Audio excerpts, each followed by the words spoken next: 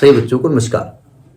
हम बात कर रहे हैं सिंगेज कैलकुलस की, हम बात कर रहे हैं 12th आर.डी. शर्मा की, हम बात कर रहे हैं एनसीईआरटी की, हम बात कर रहे हैं एम.एल. अग्रवाल की। तो आप कहेंगे आप बात कर रहे हो भाई, ये क्या बता रहे हो? क्योंकि हम टॉपिक की बात कर रहे हैं तो टॉपिक तो किसी भी बुक में हो सकता है ना। इसका डिफरेंशियल इक्वेशन की हम बात कर रहे हैं। सिंगेज में चैप्टर 10 है, आर.डी. में शायद 13 है, याद नहीं है, देख लेना। तो हम डिफरेंशियल इक्वेशन सॉल्व करने की जो पहली तरकीब है उसे कहा जाता है वेरिएबल आर सेपरेबल टाइप। देखिए, जब भी डिफरेंशियल इक्वेशन हम सॉल्व करेंगे सबसे पहले हमारी कोशिश होगी कि हम उसको चेक करें कि क्या वेरिएबल आर सेपरेबल टाइप में ये हो सकता है। वहां से स्टार्ट करेंगे, है ना। क्या होता है, सावधान। हम करेंगे क्या, हमारा अगर डिफरेंशियल इक्वेशन कुछ इस प्रकार से डी एक्स है, यहां पर एक्स का फंक्शन है, यहां पर वाई का फंक्शन है, डिवाइड में मल्टीप्लाई इस तरीके से है। अगर ये हो सकता है कि y का फंक्शन dy के साथ एडजस्ट हो जाए और x का फंक्शन dx के साथ एडजस्ट हो जाए। मतलब कुछ ऐसा हो जाए कि जैसे फंक्शन ऑफ y dy के साथ आ जाए, वो डिवाइड में आए, मल्टीप्लाई कहीं वो तो 1/y कर दो, उसमें कोई दिक्कत नहीं है। बट dy के साथ फंक्शन ऑफ y आ जाए और dx के साथ फंक्शन ऑफ x आ जाए और इसको इंटीग्रेट कर दो। तो इस प्रकार के मेथड को कहते हैं वेरिएबल आर सेपरेबल। अगर ऐसा हो जाए तो हम जब डिफरेंशियल इक्वेशन सॉल्व करते हैं तो पहले तो अगर हमको पहले से ही दूर से दिख रहा है कि भाई ये होमोजीनियस है, भाई ये लीनियर इक्वेशन है, भाई ये पार्शियल डेरिवेटिव है, मैं बड़े क्लासेस की बात कर रहा हूं तो कोई बात नहीं। लेकिन स्टार्टिंग हम करेंगे वेरिएबल आर सेपरेबल। जैसे किसी का फंक्शन होता है तो बहुत सारे रिश्तेदार आते हैं, छोटे बच्चे होते हैं, वो सब खेल रहे होते हैं बाहर, तो जो बड़े बुजुर्ग होते हैं बुलाएंगे किसी लड़के को, इधर किसके लड़के हो, रानी के लड़के, अरे रानी ले जाओ अपने लड़के को। तुम किसके लड़के हो? हम जो है गीता के हैं, गीता हमारी मम्मी है, गीता ले जाओ अपने लड़के को, गीता अपने लड़के ले जाए, रानी अपने ले जाए, रानू अपने, आत्मा अपने लड़के ले जाए। मतलब हर एक फंक्शन अपने वेरिएबल के साथ जाओ। dx का फंक्शन dx के साथ जाओ, x का फंक्शन dx के साथ जाओ, y का फंक्शन dy के साथ जाओ। अगर ये ऐसा हो जाएगा तो उस मेथड को वेरिएबल आर सेपरेबल कहते हैं, पहली बात। दूसरी बात, आप जो कांस्टेंट प्लस करते हो, क्योंकि इसका इंटीग्रेट होना है, इंटीग्रेशन में कांस्टेंट होता है। कांस्टेंट वैसे तो किधर भी प्लस कर सकते हो आप, चाहे y की तरफ प्लस करो चाहे x तरफ प्लस करो।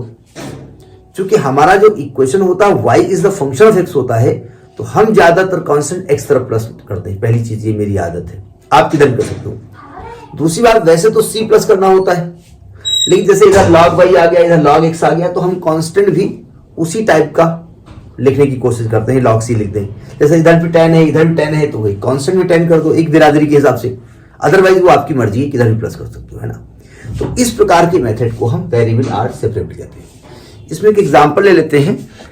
ये चूंकि सिंगेज का एग्जांपल उठा रहे हैं, एग्जांपल है इसका इलस्ट्रेशन 10.9, सिंगेज का इलस्ट्रेशन 10.9, ठीक है। अब चूंकि पहले ही क्वेश्चन उन्होंने थोड़ा सा कॉम्प्लिकेशन तो नहीं कहेंगे, ठीक ठाक है।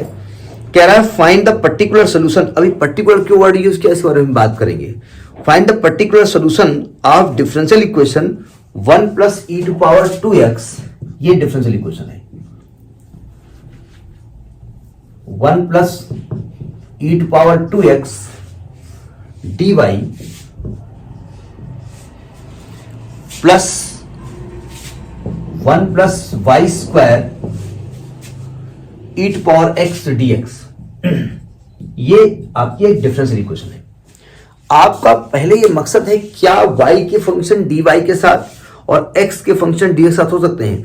मेरी आदत है कि मैं y को इधर लिखता हूं, x को उधर लिखता हूं, कांस्टेंट x तरफ प्लस करता हूं। नियम नहीं है, आपकी मर्जी। तो हम dx उधर ले जाते हैं, तो ये आएगा 1 + e⁻x² dy = -1 + y² e⁻x dx, है ना। अब क्या ऐसा हो सकता है कि y का फंक्शन dy के साथ चला जाए? देखो, dy डिनोमिनेटर में जाएगा, ध्यान रखिएगा, ठीक है। तो मम्मी होती है, dy मम्मी है, फंक्शन इसका मल्टीप्लाई डिवाइड में आ सकता है। देखो, dy के साथ पूरा y का फंक्शन ले आओ, है ना।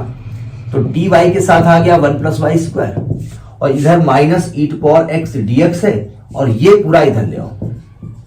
अब देखो क्या x के फंक्शन dx के साथ और y के फंक्शन dy के साथ एडजस्ट हो गए।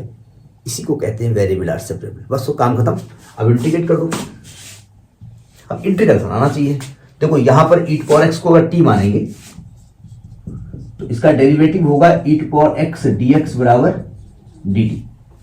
तो ये हो जाएगा, इधर तो tan इनवर्स हो जाएगा, इधर माइनस ये हो गया dt अपान 1 प्लस टी स्क्वायर, तो माइनस tan इनवर्स t बोले तो e power x plus constant. Constant आपकी मर्जी है, आप c जोड़ो, आप क्या जोड़ो तो अलग की बात है। देखो इस प्रकार का डिफरेंशियल इक्वेशन कहलाता है जनरल सॉल्यूशन। क्या कहलाता है? General solution. जैसे ट्रेन में बोगी होती है, जनरल बोगी होती है, उसमें कोई भी चढ़ जाए, कहीं बैठ जाओ जाकर के, ये जनरल होता है। क्यों? क्योंकि कांस्टेंट की वैल्यू कुछ भी हो सकती है और चेंज भी हो सकती है। ठीक है, आप c लिख दो, हम log c लिख दें, वो e पावर c लिख दें, कुछ भी हो। लेकिन यहां एक कंडीशन दी है कि y का मान 1 है और x का मान तब जब 0 है। When x is equal to 0 then y is equal to 1। तो अब आप यहां पर x का मान 0 कर दो और y का मान 1 कर दो।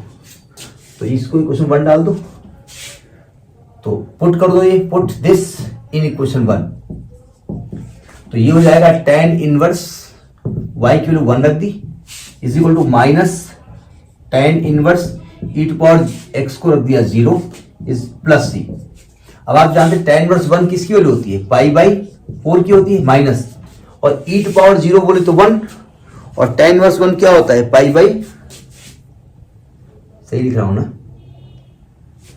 y का मान 1x। हाँ ठीक है, ये भी आ जाएगा pi by 4 plus c। Pi by 4 को इधर लिया तो pi by 4 plus pi by 4, 1 minute रब कर दिया, चलो ठीक है। तो ये हो जाएगा आपका पाई बाई 2, तो पाई बाई 2 बराबर c। अब c का एक पर्टिकुलर वैल्यू आ गई, एक फिक्स वैल्यू आ गई, इसी को पर्टिकुलर सॉल्यूशन कहते हैं। जब आप कांस्टेंट प्लस करते हैं तो कांस्टेंट कुछ भी हो सकता है, उसको जनरल कहते हैं। और जब आप x और y की एक पर्टिकुलर वैल्यू रख देते हैं और वहां से कांस्टेंट निकालते हैं तो उसको हम कहते हैं जनरल सॉल्यूशन, बोल गए सॉरी, पर्टिकुलर सॉल्यूशन कहते हैं। रख दो उठा करके, तो ये क्या आ जाएगा? ये आएगा tan इनवर्स, मैंने रब कर दिया है, tan इनवर्स y, इसको इधर ले आओ, plus tan inverse e to power x बराबर पाई बाई 2। तो this is the particular solution of this differential equation. तो ये मेथड कहलाता है वेरिएबल आर सेपरेबल। समझ में बात आई? तो इसी मेथड को अडॉप्ट करके आगे हम क्वेश्चन सॉल्व करेंगे। आप देखिएगा इसको।